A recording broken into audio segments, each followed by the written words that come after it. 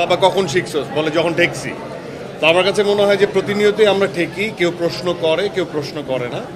তো আমি প্রত্যেকটা প্রশ্নের উত্তর নিয়ে সিকোয়েন্সটাতে বা মুভিটাতে বা পুরো পাণ্ডবলিপিতে নিজেকে এঙ্গেজ করতে চাই।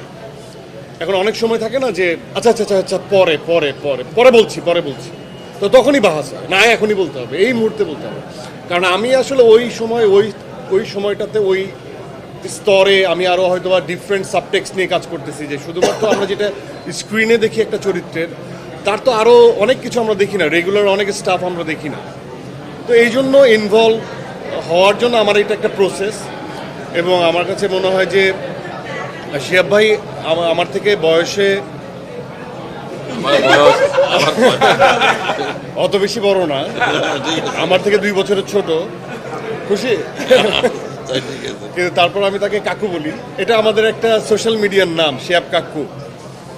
তো শিহাব ভাইয়ের সাথে আমার যখন মানে ইনভলভমেন্টের জায়গাটা যখন তৈরি হয়, সেটা অনেকের চোখে সেটা টম অ্যান্ড জেরি, সেটা অনেকের চোখে ঝগড়া, কিন্তু আমরা ইনারলি আমরা জানি যে আমরা কোন জায়গায় যাওয়ার জন্য এই বাহাসটা হচ্ছে বা তর্ক বিতর্ক বা আলোচনাটা হচ্ছে।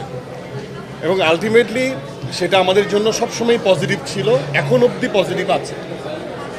যখন এটার ফিডব্যাক নেগেটিভ আসা শুরু করবে তখন হয়তো বা সেই তর্কটা হবে না, সেই বাহাসটা হবে না, আলোচনাটা হবে না। বাট এটা আমার একটা প্রসেস। আর শিহাব ভাইয়ের সাথে আমার সম্পৃক্ততা আমার বন্ধু মানুষদের অনেক আগে হলো, আমার অনেক পরে। নাটকেও যখন আমি কাজ করেছি তখন অনেক পরে তার সাথে আমার কাজ করার সৌভাগ্য হয়েছে।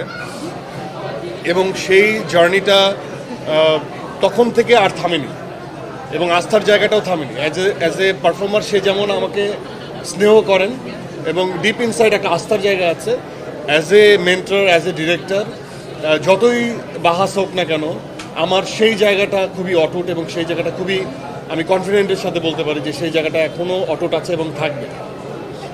তো বরাবরই তার সাথে কাজ করার মজা বা এক্সপিরিয়েন্স সবসময় দিনের শেষে খুব সুখের।